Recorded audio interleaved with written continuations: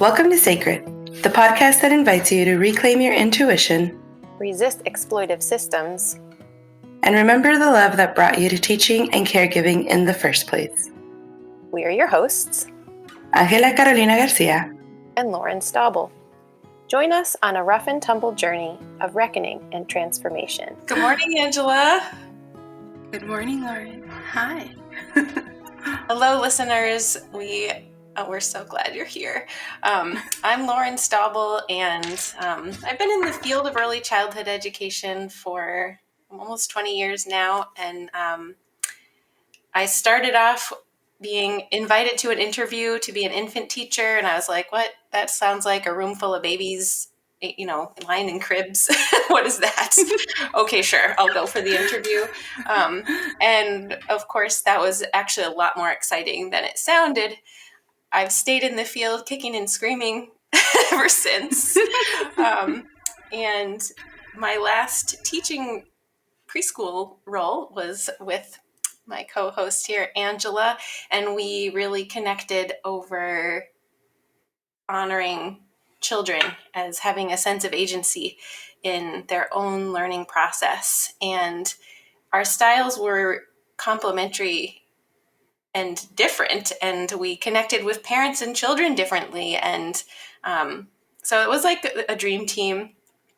And I'll just pass it off to you, Angela, at that. Yeah, I didn't realize that's how you entered the field of early education. That's surprising.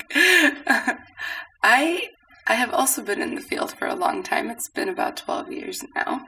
I'm Ángela Carolina, and my mom was a daycare director, and I was in school getting my bachelor's degree in elementary education, and she came over one day because her assistant director was getting surgery on her thyroid.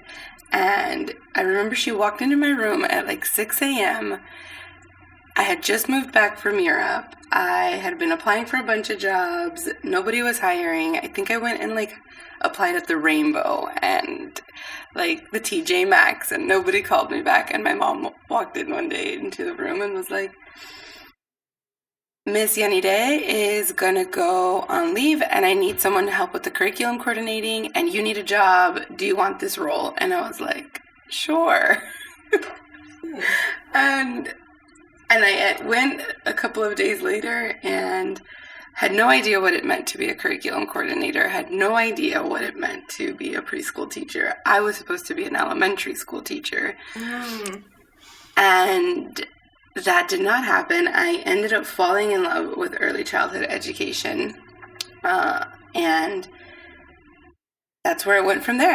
I worked there for many years on and off. I went back to school to get my master's degree, and then, I worked for the state for a while, and then I went back into the classroom when I got my master's degree, and was in the classroom for a lot of years after that. And now I'm here, and now I do different work in early care. I work for nonprofits and for-profit. That makes sense about this and what we're embarking on now. Before we get started, let's take a moment to get present. Technology issues always invite us to take a pause. That's just get a comfortable seat or a stance. And then draw your attention to your breathing.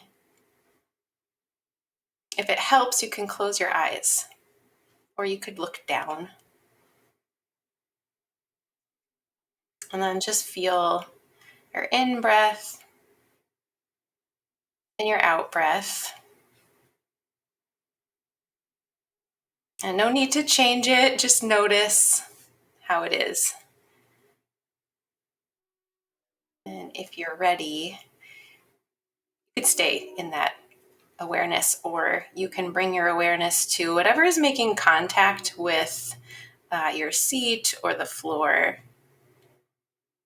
Bring your awareness there. Feel whatever it is underneath you. holding you. And maybe on your next out breath, just kind of like relax into it. Let it hold you a little more. If that doesn't feel right, then let it go. If it does feel good, you might even sense down even further. Like underneath, whatever it is you're sitting on or standing on, even if it's a building below you, sense even lower. Maybe you can even sense the earth. Maybe you can even sense down to the core of the earth. And then from there, breathe in and breathe out. And if you closed your eyes, you could gently begin to open them. And then whatever space you're in right now, you could take a look around. If you're listening and there are other people listening, you might make eye contact with them, smile, and just come back into your space. All right. Thank you for guiding us through that. Mm. It's always nice just to come back to it. Mm. Slow down. Yeah. There's no rush. No. It always feels like there is. Yeah, I agree. I had a review this week with my boss, and the feedback that I got was, sometimes you're running like 5 minutes late to the meetings. What's that about? And there was a part of me that was really grateful that was like the biggest thing he had feedback for me for. Because I was like, oh, like I've learned to like slow down and like really get ready to be able to be in meetings. I did not share that with him, but I'm like, I would rather be 1 to 2 minutes late or even up to 5 minutes late and be fully present for a meeting than just showing up and like not having any idea of what the context is or what's going on, or like feeling annoyed that I didn't get my water. So it was interesting to hear that feedback, because there's a part of me that was like, oh, I've like really embraced like slowing down, and like it's gonna be okay even if it's a couple of minutes that I'm not present, which is definitely like the complete opposite of what professionalism actually is. Yeah. In our context. Like, it is not okay to be that many minutes late at all. But when you really think about it, it's like less than 600 seconds. Right? Like, oh, that's only seconds. I was thinking about that yesterday, actually, because we were redesigning at one of the centers where I was an admin. We were redesigning teacher schedules. And one of the things that really bothered people about this previous schedule was that there is 30 minutes for your lunch break. And if you're not back in exactly 30 minutes, then the person whose shift started the day leaves however many minutes late that you come back from your break. Or, if you start your break late, should you come back early? Right? Because you're affecting somebody else. So that we actually changed the schedule to make space for transitions, because right, you also want to tell the teacher who was just out of the classroom what happened while they were gone. Right. Yeah. Right. That makes me think of like the cartilage between the bones and the muscles. They're like the cushion, right? Like the cartilage is the cushion. Ooh. The cartilage is what's necessary in these transitions, right? Like if it's just hard cut, then your bones don't actually work the way they're supposed to. And now you got me all excited. And the discs and the ligaments. There's like, it's a whole, like your knee is not just your kneecap.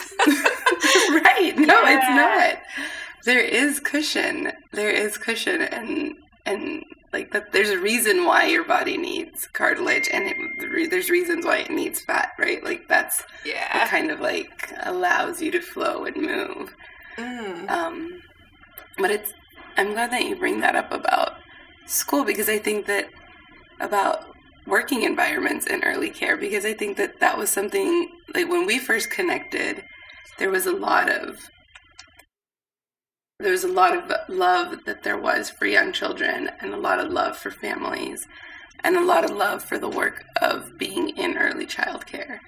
And yet it was always these rigid systems that were above us that probably caused so much conflict or disorientation or discomfort. And not the kind of discomfort that you kind of settle into that you need to grow, but the discomfort that leads you to burnout. Like the discomfort that's too overwhelming on the nervous system is what it makes me think about. You just said the word orientation, and it makes me think, can you share your orientation, a kind of, we keep talking with each other about this love that brought us to teaching and caregiving in the first place. Can you talk about that? What about the love that brought you to teaching and caregiving? I remember I was in a school in El Paso, Texas, and it was my preschool, it was my elementary school, it was my middle school, it was my high school for the first 2 years of my K-12 experience in high school. And it was also my church. And it was a place that it was a really hard place to be in the sense of who I was or who I was supposed to become or who I am today. But it was also a place that extended so much love to me and to my family and to my mom and even to my dad. And they were the ones who told me that I was supposed to be a teacher. It was at my church that they were like, Angela's going to be a teacher. And they knew it. They knew it from the moment I was 8 years old. And they told me, you're going to be a teacher. And I was like, okay. I actually don't ever remember resisting it. The resistance of being a teacher came after moving to Boston and having been in the working conditions that I was. But I remember that my pastors and my youth leaders, and we call them los ancianos de la iglesia, which are like the elders of the church. They just knew. They knew the way that there was something about the way that I played with children and the way that I connected with them and the way that I had boundaries for them and just playing and just being in relationship, because in the space, I remember there was moments where if we wanted to go on a field trip, they would ask the high school students to drive the elementary school students, and they packed us all up in all of the cars and in the van, and my cousin was one of the drivers, and we went to the movies. And so there was always this idea that like the older students also cared for the younger students. It was something that was modeled throughout that time, having this, like, you're in this moment in your life where your hormones are coming, and like this rebellious part that starts to develop in you, like the sense of agency and autonomy that happens in a human is beginning. And then there's like church, right? Like there's this like spiritual aspect, and I don't necessarily know if I always agreed with. Now I don't know if I agree with the way that they did things. I feel conflict sometimes. And there was something about having this very serious boundaries that were drawn from the lens of Christianity in the 90s. And also like visibly experiencing an immense amount of care that was happening.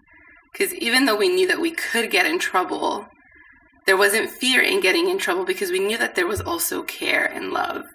And it was consistently modeled by the high school students, by the teachers, by the elders, by the pastors. Like, there was never a moment where if we were hungry, we couldn't go and ask, can we have a bean burrito? Like, they always gave it to us.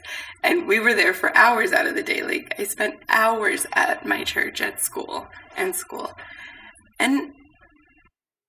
then I went to college, and I was like, oh, I'm going to be an elementary school teacher. Like, that's what I'm going to do. And I instantly knew I didn't ever want to work in public education, because I didn't agree with the system of public education. I also had never been in a public school. And I was like, yeah, I'll be an elementary school teacher at a private school. And then I ended up working at this daycare with my mom for many years. And then I met Kate in New Mexico, and she introduced me to Reggio. And she was the person who created a space that was like, you're supposed to be learning and also teaching at the same time. And the way she modeled this space for me to study Vygotsky and study Piaget and John Dewey, and then say, okay, put it into practice in the classroom. And she guided me with so much care. And I think she also guided me because of the love that she had for teaching, that I was like, oh, I like this, supporting young children's development and also allowing myself to fully exist with young children in a moment with the young children. Specifically when I was in my master's program, I remember feeling the most alive and the most intrigued and the most connected to my humanity in relationship to my 18 preschool students. And here I am, like striving to be able to like feel that every day. Thank you for sharing that story. I've never heard the whole story all at once before. Right?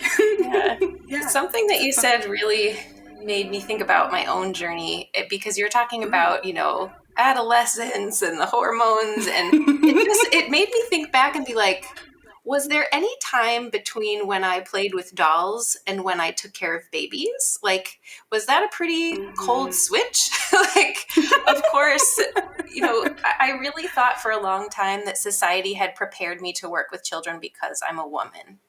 And I resisted that a lot. I thought, I'm going to go to school for art. I took an education class, like you, I was like, wow, the public school system is really messed up. I would never survive in that context. And after my intro to education course, I was like, forget this. I'm going to be an artist. Which it turns out, business is not my forte. And so art plus business wasn't going to, that's how I ended up in an art-based preschool. Okay. Yeah.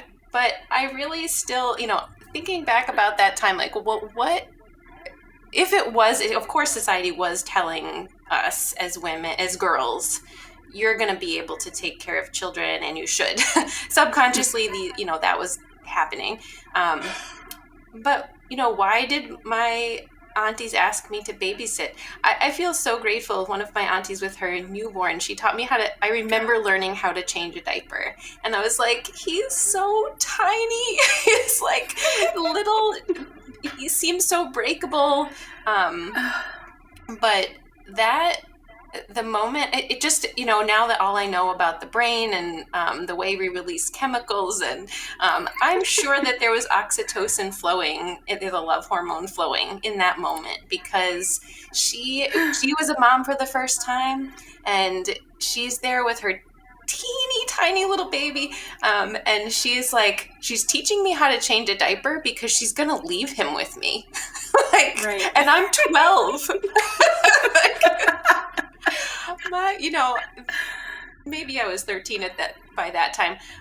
And then she asked me to be her second baby's godmother.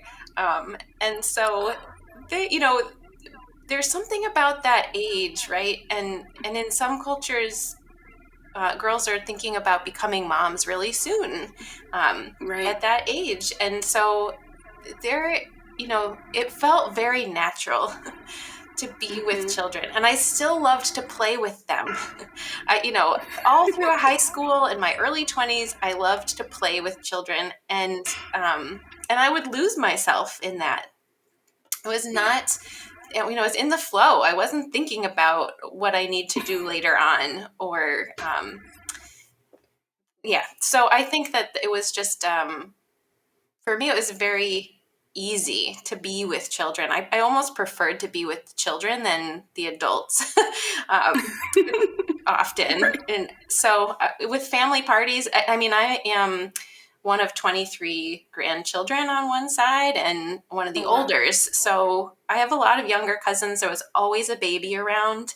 And I was always with children, the family. I did enjoy a good musical with my older cousins and my grandma once in a while. Yeah. That's so sweet. Yeah. But then I think about the different contexts that I've worked with children in. The first time I taught in a for-profit center, I lasted about 2 months. I was like, why am I left alone in a room with all these children who don't know me? And the children could sense my discomfort with that. And there was a lot of dysfunction about this for-profit place. It made me start thinking about, like, who's making money on this? Like, what? So I worked in homes with families after that because I could make a lot more money. And that's also when I decided to go back to school for early childhood education, actually. I didn't know that. Yeah. And then another moment that felt pretty significant was working in a publicly funded program, because I'd been in nonprofits. The rest of my career is nonprofits or in my home, or in families' homes. So in the publicly funded program is when I started to realize I have a passion for emotional justice, essentially. Because the teacher I was working with had grown up in the school system that we were teaching in. And her main goal was to prepare our children for kindergarten by teaching them how to be quiet and not need anything. Because she wanted, at all costs, she did not want this child going to the principal's office, because as soon as they did, it wasn't going to be safe for them. Or it was going to it was going to affect their entire education path. And so I was in disequilibrium at that time, because I was like, these babies need us to hear them, to feel with them, and to teach them who's a safe adult to process with. Right. But I didn't feel like I could do that in that context. So this was another kind of turning point. And that was actually pretty soon before I came to teach with you. But I went back into the centers at that point that I had been in on campuses, and I was going to be a floating teacher. And I was always like, the floating teacher comes in and the room is completely chaotic because the children don't know the floating teacher. The floating teacher doesn't know the routine. It's not their fault. It's just a natural part of somebody on the team being out. And I was determined to become a floating teacher that can work with the most vulnerable children in the classroom. And so I pushed myself in order to connect with those kiddos. And it wasn't easy. I had to let go. I had to let my own ego just can leave it over there. Like, it's there. I know it's there. But just stay over there for a little while I interact with this kid. And within a few months, those children were happy to see me when their other teacher was out. They missed their other teacher, of course, and it was harder. But the teacher who wasn't out was actually able to pay attention to the plans they had made for curriculum still, and focus on maintaining the culture of the classroom, because I could connect with those children. And that's where I really found my passion. I found this amazing place where their growth and my growth were I'm even like picturing DNA right now. Yeah. Kind of like all Yeah. twisted up together. And the only way that I could help them was to grow myself. And that Yeah. was extremely rewarding. Like we're about to embark on a foster care journey, and my cousin has done foster care, and she was like, people are always like, wow, that's so amazing of you. You're such a good person. And she was like, I don't know what they're talking about. Like, I get so much out of that relationship. Like, it is a two-way street. And that's kind of how I feel about those that year, that gift that I had to spend with, and for those teachers to allow me to grow in their spaces. I was so grateful for, and that's kind of what, that's where, since then, that really has been my focus of, how is my own growth intertwined with my students' growth? Yeah. And that feels very spiritual. I have a lot of reverence for that vulnerability. Yeah, it's a special place to be able to be fully connected in that way. I always think of the way that everything pulses together, or the way that things flow is when you're in a classroom and it's like happening, right? Like the classroom is working and the classroom is going and everyone's listening or everyone's interrupting or whatever listening looks like to anybody individually. But it makes me think of like the breath is what I'm thinking about, like the ups and downs, and the way that the same way that your lungs are being filled, like your heart is also beating at the same time and your blood is also flowing, and all of that's happening all together. And that's what happens in a classroom when there's this reverence for the care that's happening with children. But I was thinking about that moment where you talked about the preschool teacher who felt her job was to prepare students for kindergarten. Oh, that's heavy. That feels heavy. And it's something that I've always, my professor in college, when I was doing my master's in early child care, said, we were in a forum and it was in front of politicians, and she said, it is not a preschool teacher's job to prepare students for kindergarten. It is a preschool teacher's job to prepare them for life. Wow. And I was like, that's right. I remember being like, I'm never going to be a teacher who does that. But that's a blessing or a privilege or an experience that I got to have that not many of our teachers get. And so I'm thinking a little bit about if you're willing to describe some of the issues that are interrupting the sacredness of our teaching and our caregiving relationships. Is there a moment or a situation you remember that forced you to reckon with these issues? Yeah. I mean, that was a big moment for me in terms of what is my place here? How can I teach using my values within a system that, even in the complexity of the system is that even in that same situation, there was no one to cover our lunch breaks, for example. And so I was like, this is illegal. We work for 8 hours and we need to be covered for a lunch break because it's also illegal for one of us to leave the room while the other person is in here with 20 kids.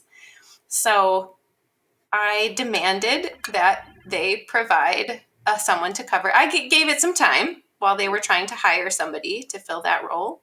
But after, I think it had been at least a month, we still didn't have lunch breaks. So I asked for someone to cover our lunch breaks. And the teacher that I worked with was concerned that we were going to be penalized for that. and for asking for lunch break coverage. And she refused to take Mm. lunch breaks because she didn't want to be associated with the demand that I had made. At the same time, our supervisor, who hadn't trained me to be the supervisor of the person that I was teaching with, I was supposed to be trained by the person I was supervising, which really didn't set us up for success either. The person that was supervising us she was having a talking to with us about why we weren't doing all of the curriculum from the book. Mm. And they didn't. The first book was missing, first of all, of the curriculum books. Right. Plus, we didn't have any planning time or lunch breaks. So I was like, I actually know how to teach without those books. And I had been doing that. So the children were learning, even though we didn't have planning time. So it was that I really bumped up against a system that had a pre-packaged curriculum that wasn't designed for this group of children. And the teacher I was working with, she, candidly was like, we use this curriculum every year. And frankly, I'm bored with it. Like she was like, the kids who are in the same classroom, they're doing the same curriculum each year and they're bored with it too. So that was kind of like, okay, what is this system? It's actually more fun. And they say this cliche statement of, do what you love and you'll never work a day in your life. I mean, it's way more fun to plan curriculum that children want to engage in than it is Oh yeah. to take a book and even the books are telling us to point to the duck when you read blah blah blah, or today you can only have crayons on the table for the children, where in my classroom they choose the materials that they're going to use in order to express themselves. So it was from a very subtle to a very big impact. There were statements like bubbles in your mouth, hand behind your back, that made me feel like we were preparing children for the military, which really, I was like, okay, this, and, even our classroom was in a public school system. Hearing a teacher talk to a child who was jauntily coming down the hallway, not going too fast, saying, walk or you're going to miss recess. I was like, that child was just being happy in the hallway. And so I was like, I don't know how to stay here without reinforcing the preschool to prison pipeline. And I know that it was my privilege to leave that space in that moment. And that is why that I have made it my mission ever since that moment to teach about emotional development and what children need from us and how to reinterpret challenging behavior. Sometimes the challenging behavior is actually the adults' behavior. I mean, most of the time, I would say, actually. Right. So, and at the same time, there are these, it's on two different levels, right? We are getting paid barely enough money to survive. And we're doing this because we love to be with children.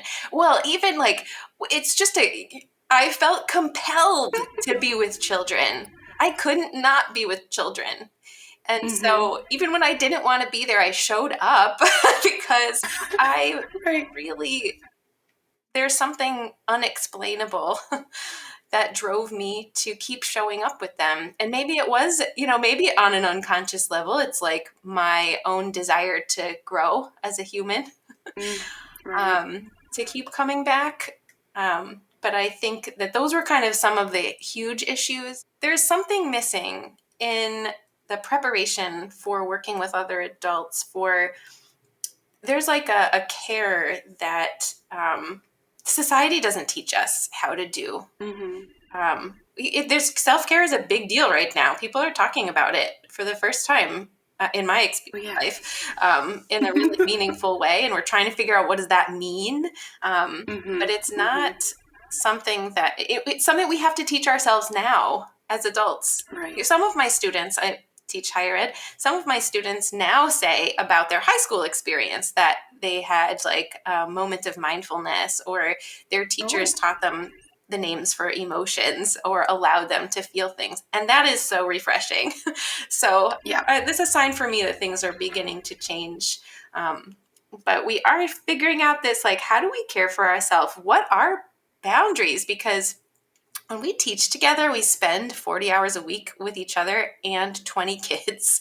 That is like, that is stressful, y'all. Like, that is so much. And like, stress isn't, there's such a thing as good stress, but how are we equipped? How do we take care? How do we nurture our spiritual selves in that context? And when do we need to step away? When, how do we communicate? So these are kind of all different levels of issues that I think are really all related to the system in which we're attempting to function. Yeah, no, I hear that. I mean, I think a lot about the moment that was like, I have to leave the classroom. And I always talk about it as the hardest thing I ever had to do. But if I would have stayed, I would have been a terrible coworker. I was already becoming a terrible coworker. Right? Like, I was in a position where I was the lead teacher and I had fellows, and really the fellowship of the program was, particularly in the toddler classroom that I was in, was really exploitive. Mm-hmm. And I don't think there was an intention behind it. I think the intention behind the design was to give people an opportunity to care for young children while they figured out their next career paths. And I remember being so angry with my fellow when she would be unintentionally mean to the kids. And I say she was unintentionally being mean because she was trying to prepare them for going into the preschool classrooms. She wanted them to be able to sit down at 2 years old at a circle time for 20 minutes or for 15 minutes. And I was in this conflict internally because, first of all, don't do that to my babies. Like, they're my babies. They're my 2-year-old students, and they're not going to do that. Physically, cognitively, emotionally, like, they're not there in their development. And also, my fellow was really worried that they were going to have a really hard time in preschool if they didn't learn this skill. And at the time, I wasn't teaching higher education. At the time, it wasn't my role to be teaching higher education. And the lack of support that existed of how do we provide professional development that does teach this part of child growth and development that isn't a part of, even if I wanted to, I didn't have the capacity to teach my fellow about child growth and development. Right? Like, I didn't even have a book that said, actually, when you're 2, your brain isn't in that place to be able to sit for so long. But that's what she needed. That's the resource that she didn't have. And I remember asking for support on how to support my fellow, and I didn't get it. And I was asked one day, do you think that she should continue to work here? And that was an extra layer of the immense amount of responsibility that was now on me. Mm. that I couldn't be responsible for. I couldn't be responsible for someone's income. Mm-hmm. Mm-hmm. And I remember feeling really angry. And I also remember feeling,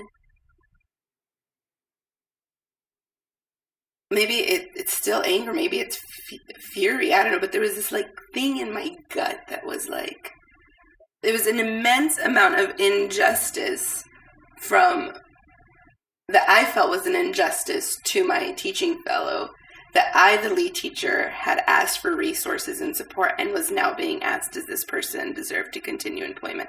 And those were not the words that were used, but that was definitely my understanding and my interpretation of the situation. And I gave my notice 2 weeks later.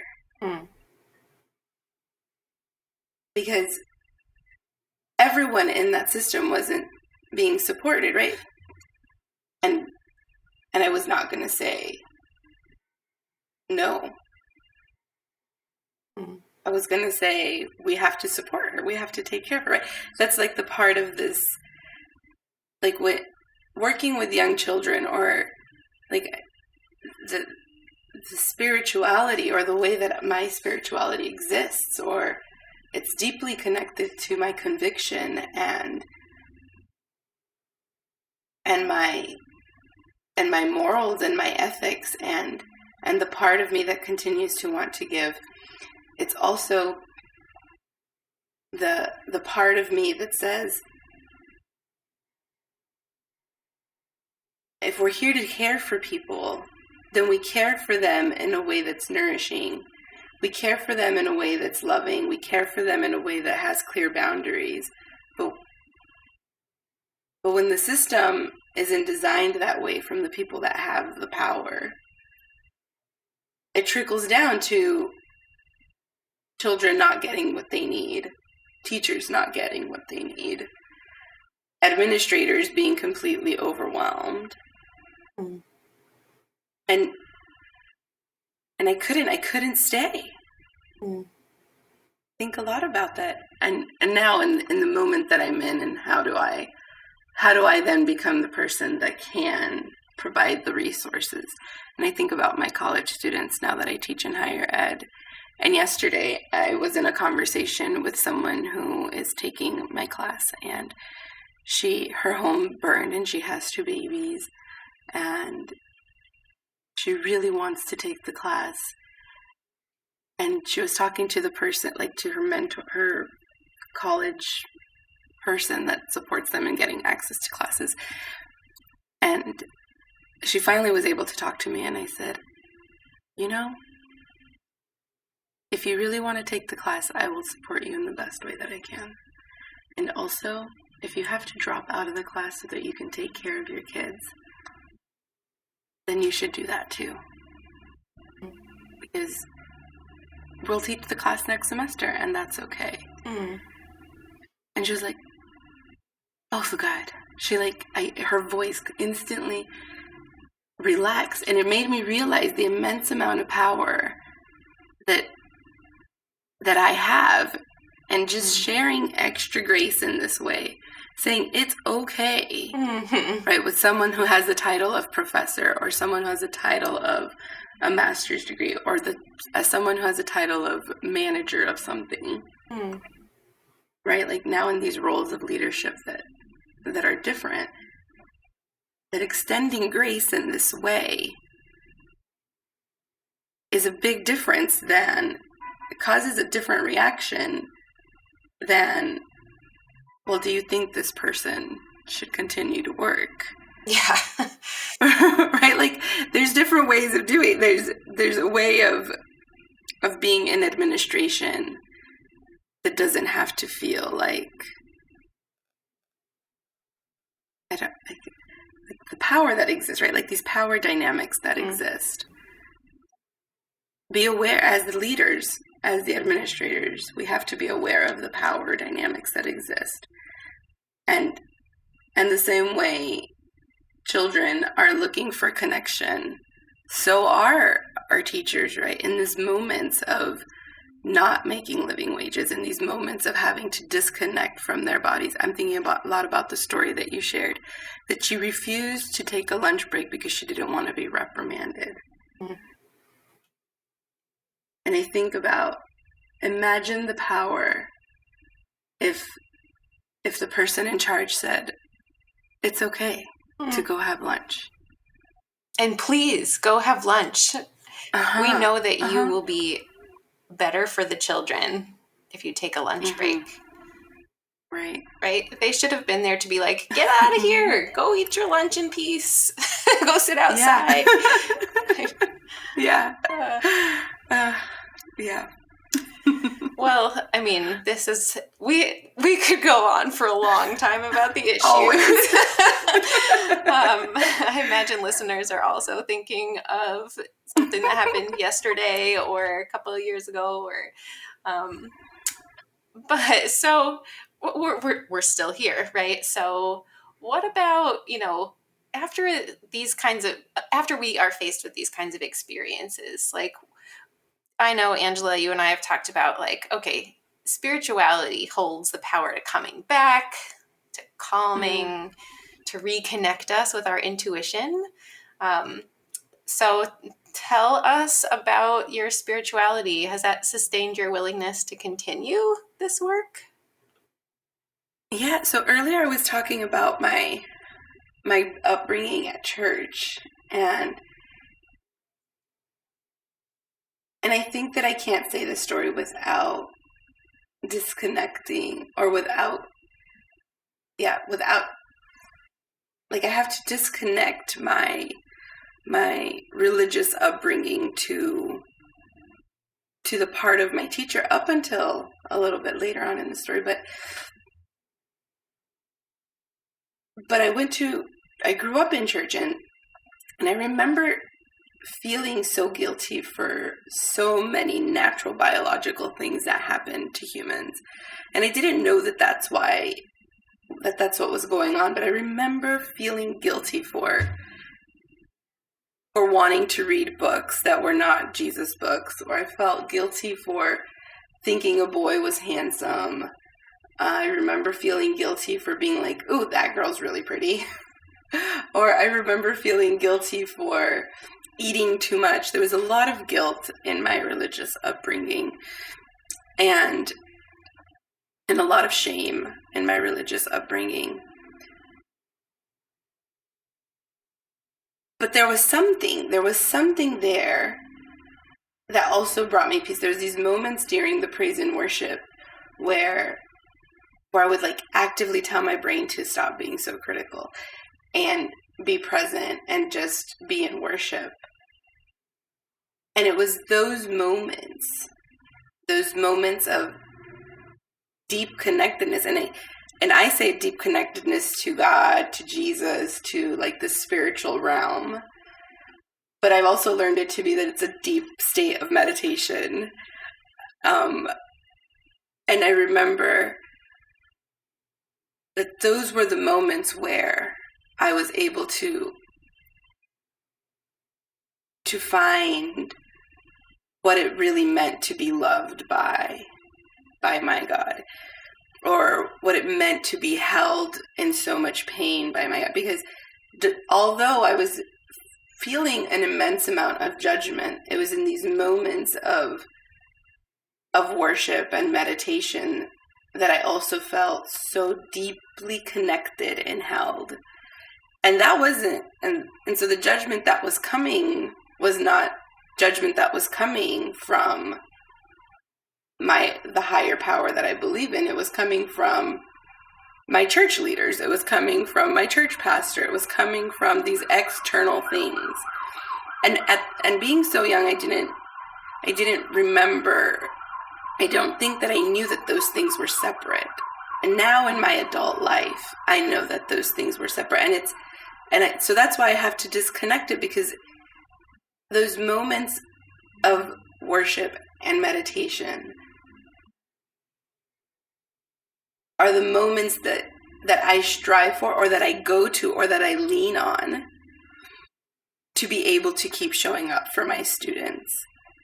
even for this conversation this morning, I went on a walk and I put on my praise and worship music and was meditating and like let whatever is going to come out of my mouth be something that is of fruit. Let it be something that is good. Let it be something that is going to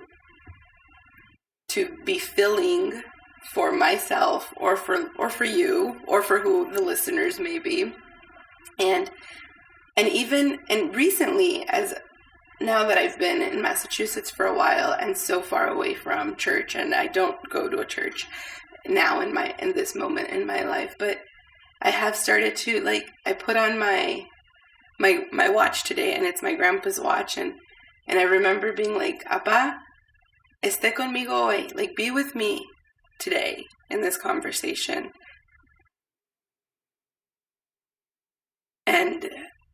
And like thinking about my ancestors, like that's something that I'm really trying to bring into practice, of like the knowledge that comes from my ancestors. And like I'm at the very beginning of trying to figure out what that looks like or what that means to me.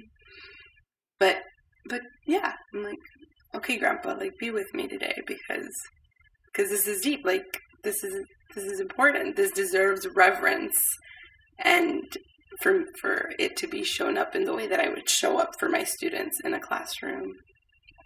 Yeah. What about you? Well, I think, I grew up in church too. And I mean, at the time when I realized I was queer was kind of a breaking point, a breakup moment between me and church. I really, I got confirmed because I knew Grandma really liked it when her grandchildren got confirmed.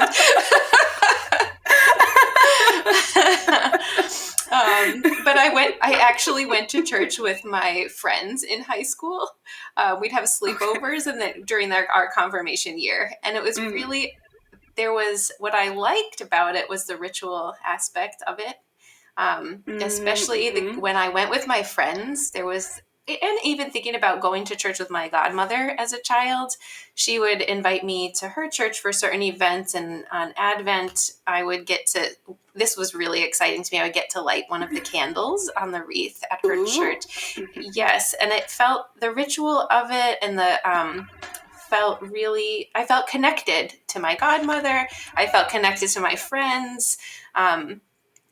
But of course, when I started thinking about who am I and as a person, as a human, and of course, there's something beyond social identity that connects all of us as humans. But then there's also the social identity piece. And I was like, the church is telling me that I shouldn't be attracted to a woman. But I am. And like the queer community I had started to learn about and feel a sense of belonging in, a sense of belonging I hadn't felt anywhere else. And so because a queer community is, I was lucky enough when I came out, it wasn't simple. It was a little rocky. But in general, my family did a really good job, I think.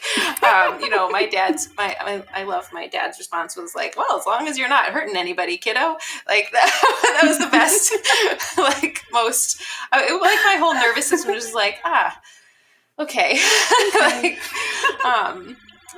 and eventually, my mom and I worked things out. And so, I was lucky. I also know that the queer community, there is a unconditional love in that space because so many have, their biological family did say, okay, this, space isn't for you anymore, or religious places saying this space isn't for you anymore.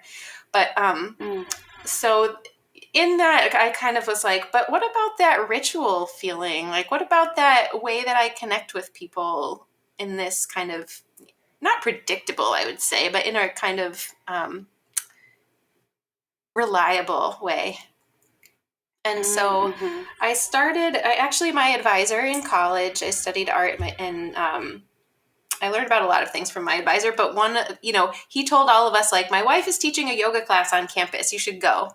And I was like, oh, I think I've heard of yoga. I think you move around and like, maybe it's like aerobics or something. My mom did aerobics and I grew up in the 80s. So let's see what this is.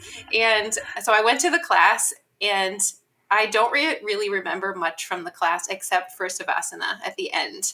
And I remember this deep relaxation like I had never felt before. It was almost like a sleep-wake state. And I was like, whoa, that I need more of that. But I didn't go back there. I didn't know where there were yoga classes. I didn't find a class until I was going through a bad breakup, and I found a hot yoga class and sweated a lot, and that felt really good. But being with the postures and hearing the words of a teacher, I was like, oh, there's a ritual about this. There's something here. And eventually I went to a yoga teacher training, and that's where I met my husband. But being in that place, and it was, there's American yoga is all over the place in terms of quality and authenticity. And so I believe, I'm a little biased, but I believe my training was a really in-depth. We had to do a lot of shadow work in order to be able to take the seat of a teacher. And so, we shared our deepest, darkest shadows with each other and accepted one another in that, all within this container of a ritual of the practice. And it was a really safe place for me to practice vulnerability. What I have learned in yoga does come into my teaching. I wouldn't, I'm not sure I'm practicing yoga while I'm teaching, but you can actually practice it in all kinds, especially mindfulness. You can practice it anywhere, doing anything. You can practice mindfulness while you're practicing Christianity. So I think that though there are these elements of that work that I can take into my teaching practice and allows me to be present with my students and myself, and to recognize in the moment, like, this took me a long time to learn, especially starting to work with adults, to recognize when my nervous system is starting to go out of balance. And so I have spinning thoughts, right? Like, I want to help this student. I need to be there for this student. I need to get back to them right now. I need to be checking my email all the time. That's not sustainable. That does not help me show up for my students. Showing up for my students at midnight on email is not actually showing up for my students. So I had to use my mindfulness practice. Again, it just keeps serving me in this process. And to say, you know what, I didn't finish the things I need to do today. Like, what teacher ever does? I'm actually going to move my body intentionally right now, because that's what my nervous system needs. I need to stop working in order to be able to work well. So I think that all of that, my daily meditation practice, and sometimes it's just a couple of minutes. I wrote to one of my students because I asked them about self-care, and she was like, I don't think sitting for meditation would be a good fit for me because I can't stop thinking. I was like, that's pretty funny. Because that's what meditation is for. but I think people get the idea that you're just like, if you're going to meditate, you just stop thinking and you meditate. But that's not what meditation is. Like, it took me 10 years to be able to sit for 10 minutes. I just couldn't even sit still that long. And so, I encourage anybody who is just beginning on their prayer or meditation journey that set a realistic expectation for yourself. For me, it has been the ritual of it that has allowed me to deepen my practice. And for that 10 minutes in the morning, and it's not every day, but most days, that 10 minutes in the morning helps me the rest of the day. It's not just in those 10 minutes. It's, I have something to go back to when it gets stressful later on. right? It's not like living a life without stress. It's, Right. riding the waves. Yeah. I think I'm thinking about it's not like linear to be in meditation or to be in relationship with your spirituality or with your mindfulness. It's like going through the motions of it. There are some days that it's going to feel really good to wake up and do it, and there's going to be some days that don't, and like that's where you extend the grace of it's okay if that's not how I woke up today. I think that sometimes we think about mindfulness and we forget about the physiological piece of what's happening. I've never been in this moment in my life. My body is having a hard time wanting to move, which is really new for me. I've always been a runner. I've really always enjoyed swimming. I really enjoy being outside. And in the last few years, I have anxiety and I have depression, and I like figuring out what that looks like or what that means. And how do I like respect that there are some days that my body just doesn't want to do it, and every time I've said just make yourself do it, that doesn't work. It never works. Actually, it's like I'm just gonna stay here even more. And I'm like, okay, we're not doing that thing then. And it's a real thing that, right? Like if there's not a release of the hormones, or if there's too many hormones being released, that influences or affects the way that you see yourself. And there has to be this moment where, I guess in my practice right now, I'm extending myself grace that I may not have realized I needed to give myself.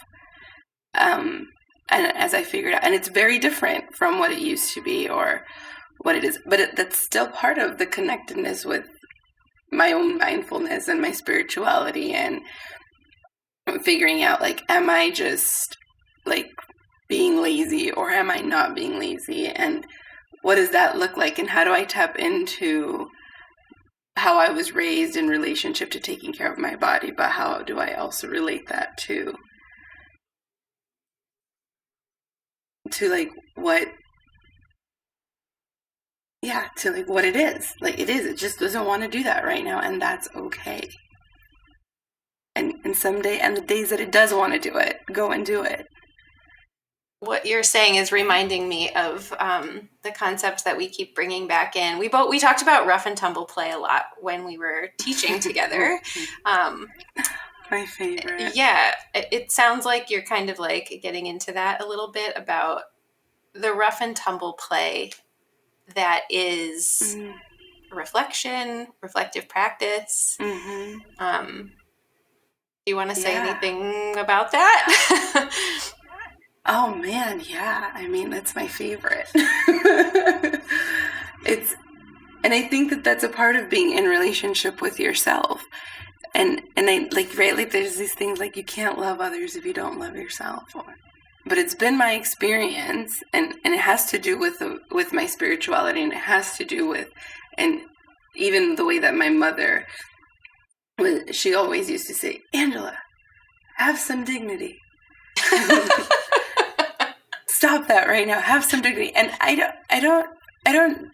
like when I think of those words in that like from a very like linear way, like, Mom, that's not the right thing to say, right? But when I think about it in relationship to my spirituality, it was like her way of saying, or when I even think about like neuroscience, it was her way of saying, like, snap out of it, like ignite that, like, you know, when you turn on a gas stove and it's just going tick, tick, tick, tick, tick, tick, tick, tick, and then it like all of a sudden lights up. So those moments where my mother would say, Angela, have some dignity, he's just a boy, or Angela, have some dignity, take a deep breath. And right, like this was probably me in moments of my life with my mom having an emotional outburst. It was probably my anxiety that nobody knew that I had. But I think about those moments now, and they're the things that bring me back to my reflective practice of when I'm like spiraling into an anxious moment, and for me, anxious moments look like the inability to stop this overflow of what ifs coming into my mind. And so I always think it's just like Jesus is like, snap out of it, right? But there also has to be something else that is like, that's been built into me. And I think it's that moment of my mom's very strict way of being when it came to this idea of having dignity. And not that that's what dignity means, because I don't think she was using it in the right context, but that snap out of it, or that like, so when I find myself in these awful thoughts, there's something that exists in my neural pathways, or in my, like, in the way that my brain web is designed, that says, snap out of it. And I've learned, I remember being really young and being at church, and I remember sitting there criticizing what the pastor was saying, because I didn't always agree. And I remember one of my prayers being, and it must have been me asking God, let me have diligence in my life, que tenga diligencia en mi vida, that I don't just believe anything or let myself fall into anything. And I think even in that prayer, there's something that's been built into myself because of those experiences with my mom and those experiences at church, that I snap out of it. And then my brain knows, hey, stop it. Notice what's going on between your toes. What's going on between these other parts? Oh, that means you need to go walk. Oh, that means you need to go have some vegetables. Oh, that means you have to do that. And all I can say, like, now that I know more about the brain, there has to be somewhere in my neural pathways that there's a thing that says, that like in between my synapses, that says, hey, cut that out. And if it goes a little deeper, there's another one that says, hey, cut that out, turn the other way. But yeah, that's how I think of my reflective practice. And it is a rough and tumble, right? It is this ongoing, like, it's a continuous noticing and going into, and noticing and going into. Do I want to keep going in this tumble, or like, oh, I need to take a break and pause a little bit so that I can keep digging deeper or excavating what I'm trying to understand? That feels like a concept reminds me of a concept. I know that Reverend Angel Kyoto Williams is one of your teachers, and one of the workshops that I went to, she was talking about mindfulness meditation, like cleaning out the drawers. And so, like, we have these voices that come in our head, right? It's like, well, I shouldn't be doing that, or oh, like, do this instead, or, oh, but they need that, or, but I need, right? There's like these, at least that's going on in my head. And so her invitation during a workshop that I went to was like, well, whose is that? Whose words are those? You know, like, oh, wait, that phrase belongs to my mom, or like, that phrase belongs to my grandpa, or like, that thing is not mine. What is it? It's in the drawer. Like, I got to organize the drawer a little bit to understand, like, but it's true. I'm even thinking about, like, in rough and tumble play with kids, one of the ways that we recognize it, right, is open palms. If it's a fist, it is not rough and tumble play, it's a fight. So, like, I don't know, that I never thought of that until this moment, right? Open palms is like, it's almost a prayerful, even like when your hands are in a prayer position, your palms are touching gently, your hands are open, they're not in a fist together, they're like, right? So even just like, even thinking, like, I'm picturing some of the littles that were in our class that loved rough and tumble play, that really trusted each other. And I'm just picturing like one kiddo just like surprise attacking the other child. And at first that's a surprise, right, for the nervous system. So like amygdala is just like, whoa, who is that? And when you see who it is, it's like, oh, it's fun. And you can relax into it. And I feel like that thing happens in my head too, of like, well, here comes this like slight or like, snap out of it. Like and like, who is that saying that to myself? Is it me? Is it one of my ancestors that is calling me to the present in a way that I want to play here in that, like it matters. Like, where is this? Yeah. Or is this a phrase that I heard that was not helpful to me that I'm like working through in therapy?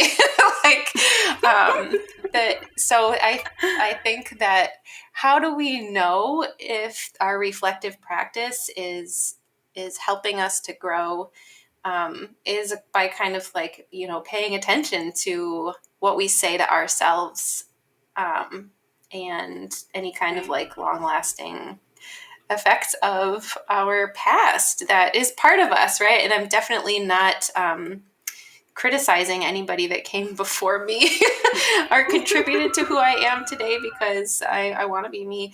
Right. But just kind of like, moving, pausing. Yeah.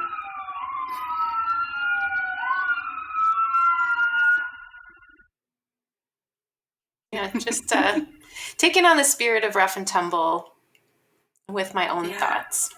I guess helps me to take on that spirit with other people too. Right. Yeah, I think you have to. I think a part of self-reflection is also part of like being brave, right? We're talking about the nervous system, and and rough and tumble, and the amygdala all of a sudden feeling shocked, and there's that moment where you're like, it's safe, it's good, we can keep going, let's keep roughing and tumbling, and let's keep playing. And then there's also a part that has to be brave, right? When you see young children in this rough and tumble, there's also a sense of bravery that's happening in that push or in that tug. There's like bravery and trust, and those are hard, right? Like bravery and trust, like, and because that means vulnerability, and that also means consent, and that also means tug, like oh, and that happens in a self-reflective practice. That's that's also happening, right? Like your body's like, oh, we're not going to keep going there. And there's another part of you that's like, no, but wait, I'm intrigued. Oh, what am I going to learn? I was having a conversation with my boyfriend at a restaurant the other day about like the things that bring me anxiety, like the issues of the world and the economy.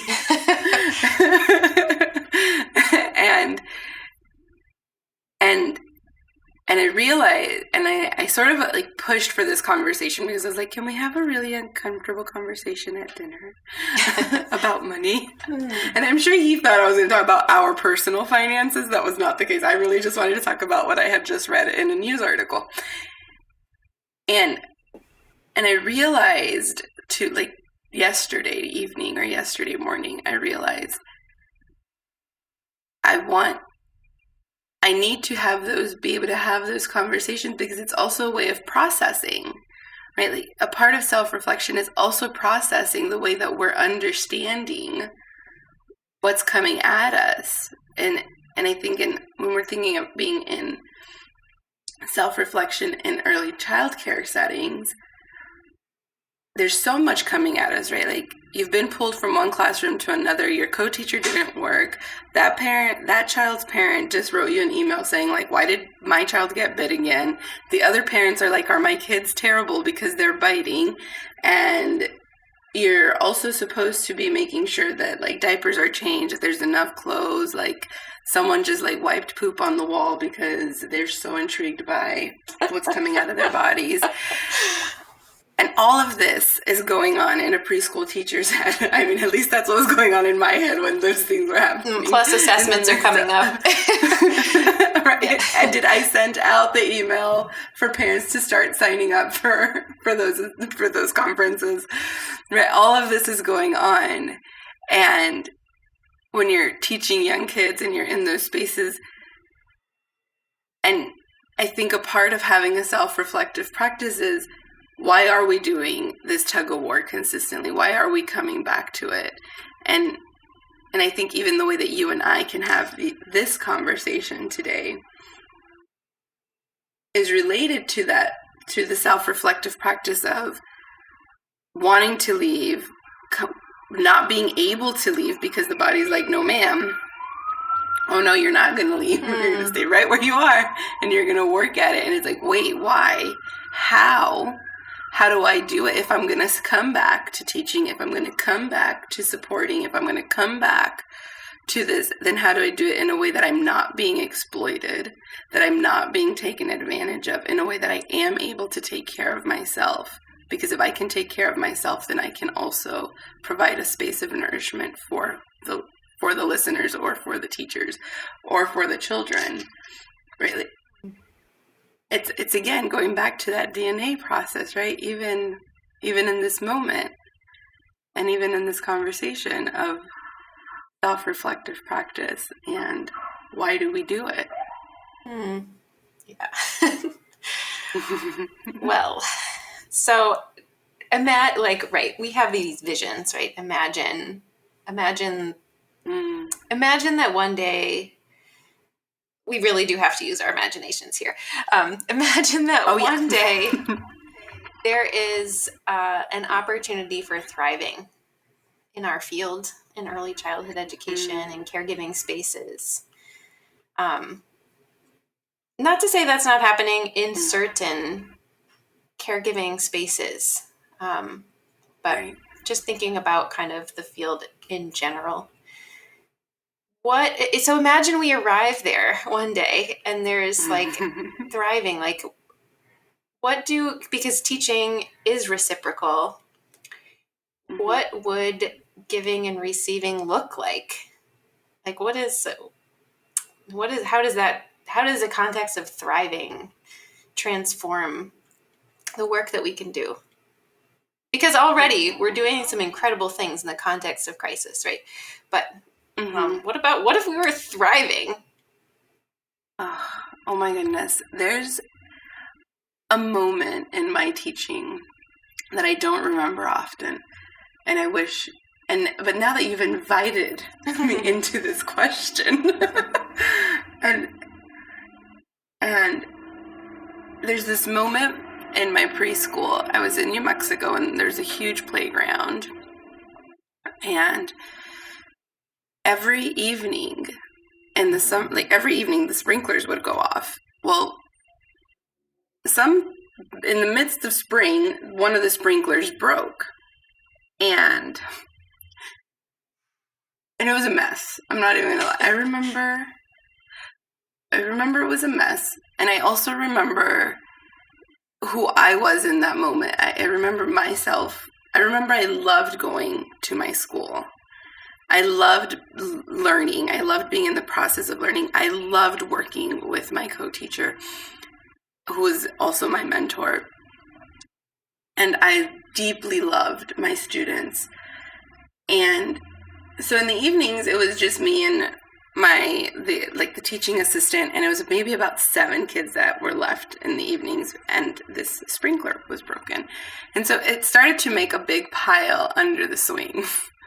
And it was awful in the sense that, actually, that's not true. There wasn't a moment that it felt awful.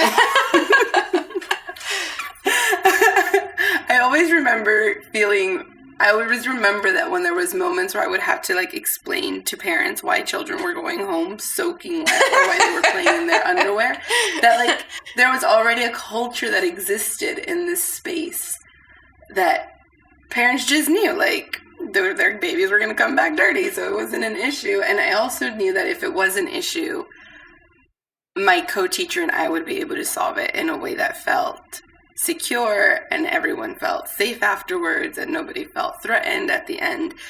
And so, which makes me think that Kate was really great then for being able to create this kind of space. But then, so over the weeks and over the evenings, it started to flood. And I remember that I was also studying my Reggio practice and what it meant to make projects and how you can make a project in these kinds of moments that are kind of annoying and interrupting, right? Like the sprinkler is now making a puddle in the place where we played the most, and now that's annoying, and it's like we have to wait for maintenance, and it's a mess. But my students grabbed the shovels and started to excavate, and they started to make a trail where the water could flow. And so I remember, I think we even like hit it and we went and asked all of the classrooms if when they were outside playing in the playground, if they could just be really careful to not destroy the work that we were doing in the evenings. And some students, and most of the classrooms did, I mean, there was like 5 or 6 classrooms from different organizations, and most of them did, and they were also all invited during the morning to come and excavate with us. And I remember that we ended up building a trench throughout the entire playground for the water to build pools in different parts of the playground. And I think of that moment, and it was in like 2 weeks that we built this work while we waited for this maintenance to happen. But it was this moment of playing. There was no worries that there was consequences. There was no, and not that there shouldn't be consequences, there are consequences for things. But when I think of thriving and I think of early child care, and when I think about imagining what it could look like, I think of that moment, when we built the trench, that we would be so excited at by the end of right before they fixed it, we had the coolest trench. It was the coolest project, and it was 20 kids that had helped build it, 20 family members. Like, if there's 20 kids, there's like probably like 15 to like 40 parents. And they ended up starting to wait for the waterfall, like for the water to come. The parents would come and pick up their kids, and their kids would be like, no, it hasn't started. You have to wait. And the parents were like, okay, we'll even go and help you. Like, parents were helping, and the neighboring classrooms were helping, and the babies were able to come and play, and the preschoolers were able to come and play. And I think about how everybody found a way to communicate the needs of one another and process like the sadness that came when we would come into the playground in the afternoons and all of it had been destroyed because there was so many other people playing and having such a good time in the morning. But that didn't mean that we weren't going to go back to fixing it and building it and working together. Mm-hmm. Even if it meant we had to go and ask, please remember not to destroy our things. I remember they would, can we just please go knock on the Head Start classroom and ask them to please be careful with our trench? Okay, like go and ask them. We'll watch you from here type of thing. But I think of that as a moment of thriving, or what it could look like to be thriving. Mm. Yeah.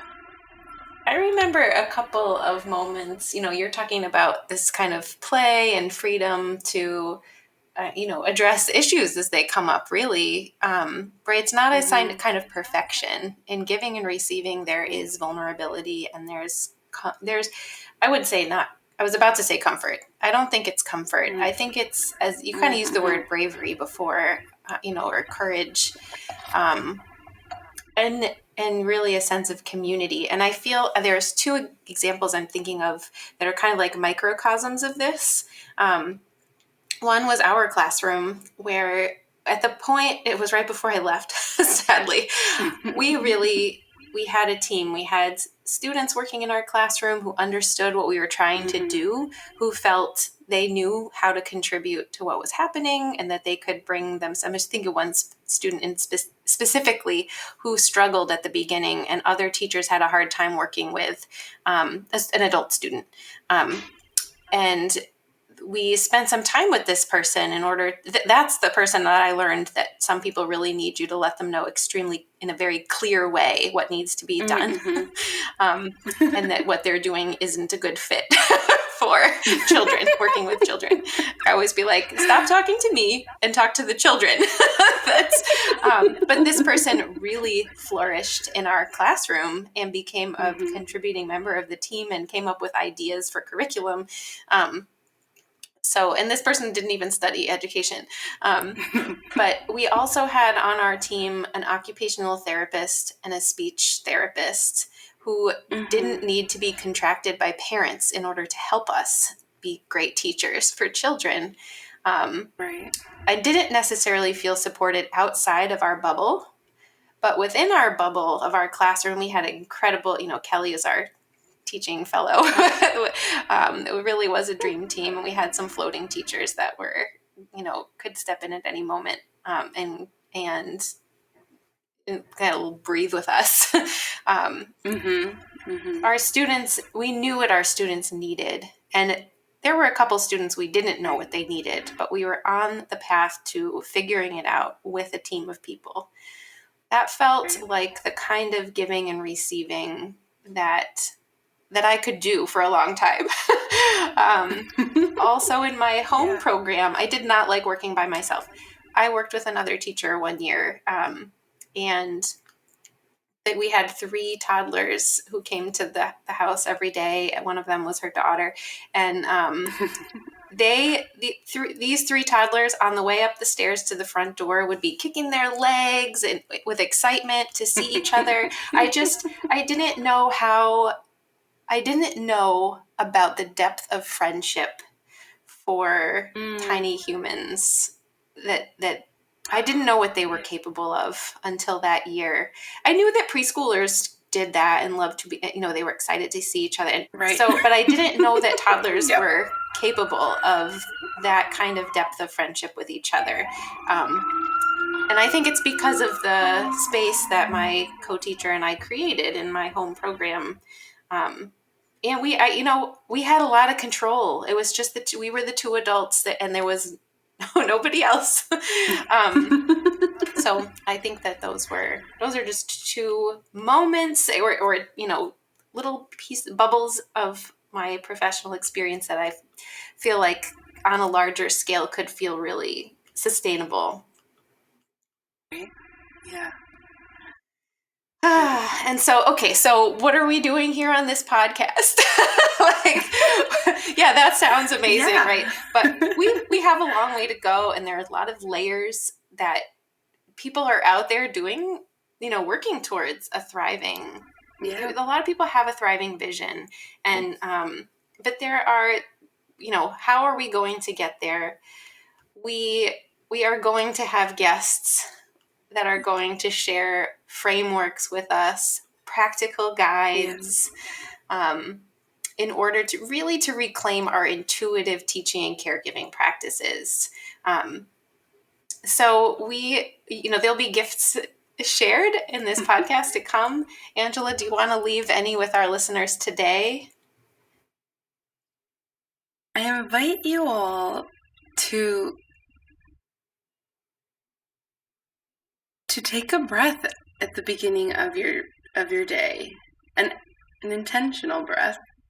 I found that even in this conversation when Lauren invited us to take a breath, it really helped me settle into this moment. And there's a lot of power in the breath. And so I invite you, take a breath in the morning as you're getting ready to go be with young children and spend time with them and the families that you're working with. Yeah. I would echo that one as well. And in the spirit of that doesn't take a long time. Sometimes people think self-care has to be a fancy thing that costs money. But it doesn't. A practical tool would be to practice something simple, to have just a small change, a tiny change in your daily, or even every other day. or even once a Yeah. week. Yeah. That's intentional. So also I want to let listeners know that you can find more about us on feelthinkconnect.com.